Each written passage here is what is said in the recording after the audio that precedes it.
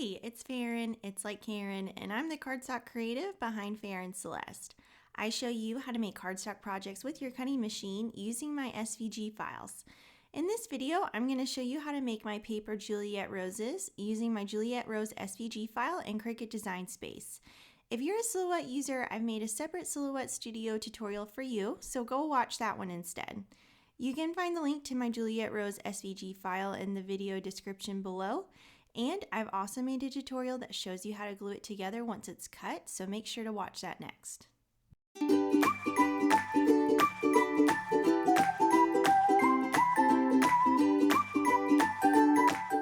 First, you want to download the SVG file and save it to a handy spot on your computer.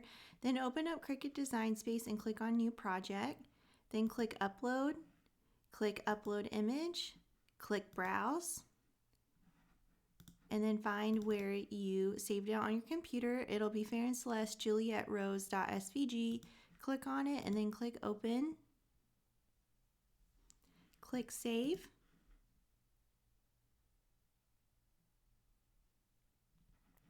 Then click on the image. This is what it'll look like. And then click Insert Images. So the first thing you want to do is click on the image and then come over here to your Layers panel and click Ungroup. Then click on the copyright and come over to your layers panel. There's a little eyeball here next to the copyright. Just click on that to hide it so that way it's not in our project. So these peachy pink shapes will become the petals of our Juliet Rose, and then I've got a couple of leaves for you, and then this little piece is the greenery piece that you'll see at the base of the flower before the stem on the rose. And I'll be showing you how to put that all together once we've got all of our pieces cut in a separate video. So you've got 5 rows here of these smaller petals. These are your inner petals. Then you've got some medium-sized petals. This is your next set of petals as you make your flower, and then 2 base petals. Now on your leaves, I've created these score lines, and that's to help you more easily shape your leaves.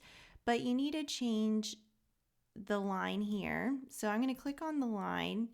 And if you see over here in the Layers panel, whenever you upload an SVG file into Cricut Design Space, it automatically defaults to cut. Well, we don't want it to cut because if it cuts this line, it's going to cut our leaf in half, and we don't want that. So we've got our line selected. We're going to come up here to Line Type, and under the drop-down menu, change it to Score. Now we need to attach this score line to this leaf. To do that, you just click and drag this leaf and this score line here, and you'll see they're both selected over here in the Layers panel, and then just click Attach. And what that does is it tells the Cricut to score and then cut in the exact spot it needs to cut to create that line down the middle and then the cut of the leaf. So now we do the same thing on the second one. Just click on this line, come up here to Line Type, under the drop down menu, change it to Score, and then click and drag to highlight the leaf and the score line. You can see they're both selected over here in the Layers panel, and then click Attach. Now all you have to do is click Make It to start cutting.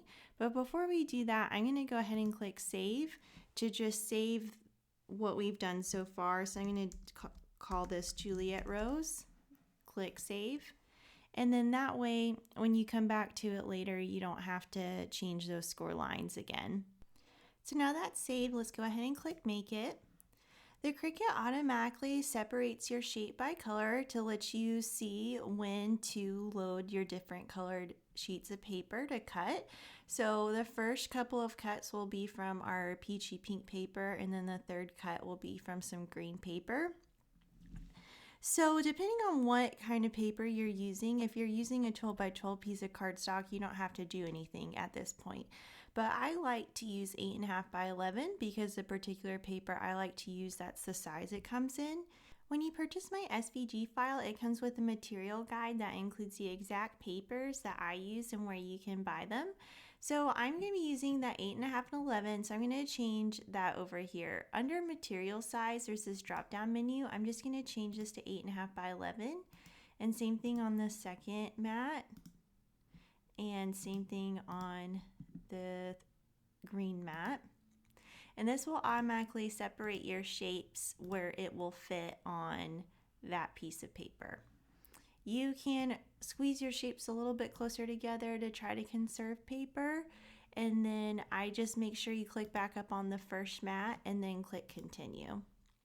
I've adjusted the dial on my machine to light cardstock for the particular paper I'm using today. Again, check that material guide for helpful cut settings, and if you're using a different kind of paper, you might have to adjust the dial depending on the weight of the cardstock that you're using.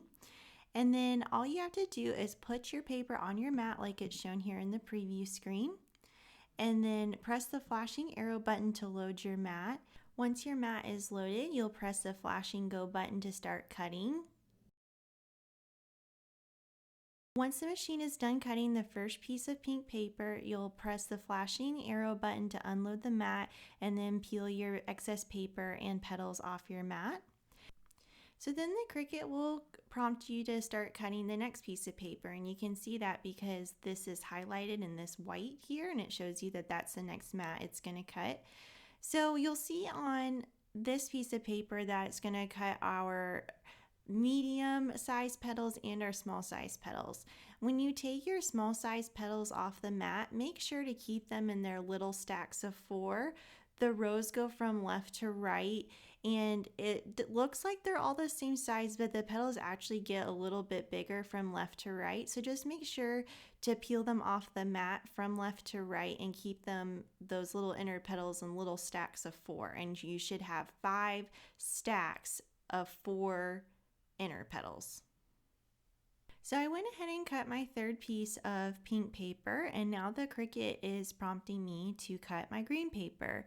So for this paper, it is a little bit heavier of a cardstock that I'm using, so I adjust the dial on my machine to cardstock. And then now we need to load our scoring stylus into clamp A so we can have our score lines on our leaves. So you just place that in clamp A. And once you've got your paper on your mat, all you have to do is load your mat using the flashing arrow button and then press go once it prompts you. If this tutorial was helpful, please give this video a like. Next up is a video that shows you how to put these Juliet roses together.